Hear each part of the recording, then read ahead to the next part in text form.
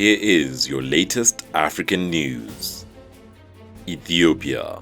Leaked video shows US-European diplomats secretly planning for an Ethiopian transition government with TPLF terrorists.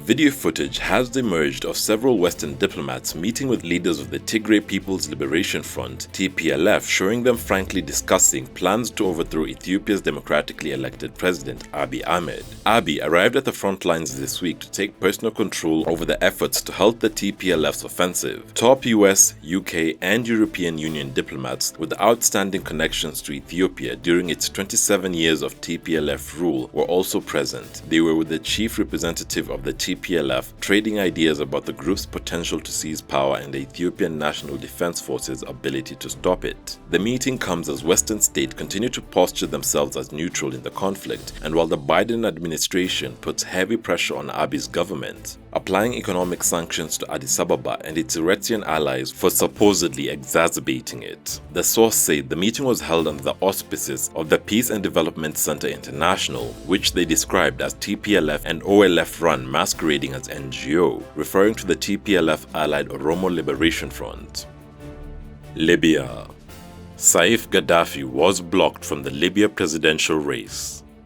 The son of Libya's late leader Muammar Gaddafi has been excluded from running in the December 24th presidential elections. The Electoral Commission rejected the candidacy of several applicants including Saif al-Islam Gaddafi, citing legal reasons. Mr. Gaddafi had sparked controversy after he announced he would run for president. He is wanted by the International Criminal Court for alleged war crimes. The application of Khalifa Haftar has also caused a stir in the country as he is facing criminal charges in US courts. Libyan military prosecutors had asked the Electoral Commission to stop processing the candidacy paperwork for both Mr. Gaddafi and Mr. Haftar until they answer questions over the accusation.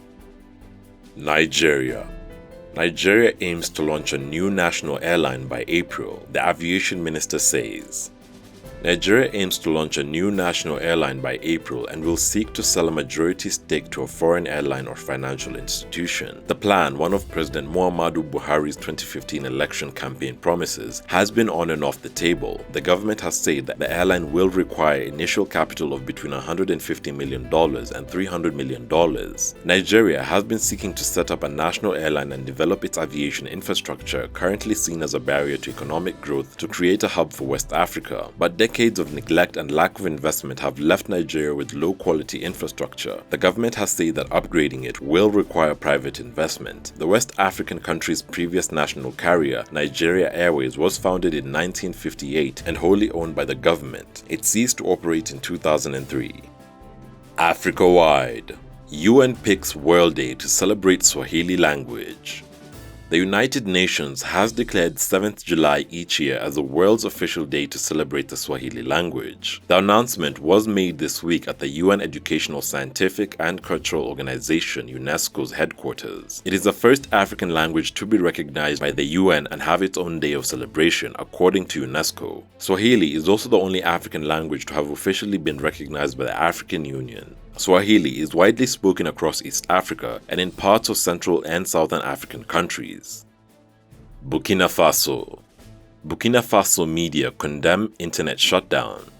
Media and journalism professional bodies in Burkina Faso have issued a joint statement condemning the sudden and unjustified disruption to internet services. The disruption followed government's decision to cut mobile internet connection to 96 hours, citing security and national defense grounds. But the professional groups said the situation was inconveniencing the people and was in violation of the people's right to information and the freedom of speech. The statement also criticized the government's initial silence about the blackout and demanded its immediate reversal. The cut to mobile internet services came amid anti-French demonstrations and growing political unrest in the country over insecurity.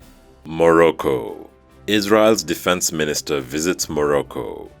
The defense minister of Israel, Benny Gantz, has arrived in Rabat for a historic visit to Morocco amid high tensions with neighboring Algeria. It is the first formal visit by the Israeli defense minister to the country, and it comes a year after the two countries resumed their diplomatic relations. Morocco established links with Israel in the 1990s but suspended relations following the second Palestinian uprising against Israeli occupation in the 2000s. The defense minister's visit comes weeks after Algeria cut off diplomatic relations with its neighbor labor, accusing Rabat of hostile acts, including using Israeli technology to spy on Algerian political and military officials.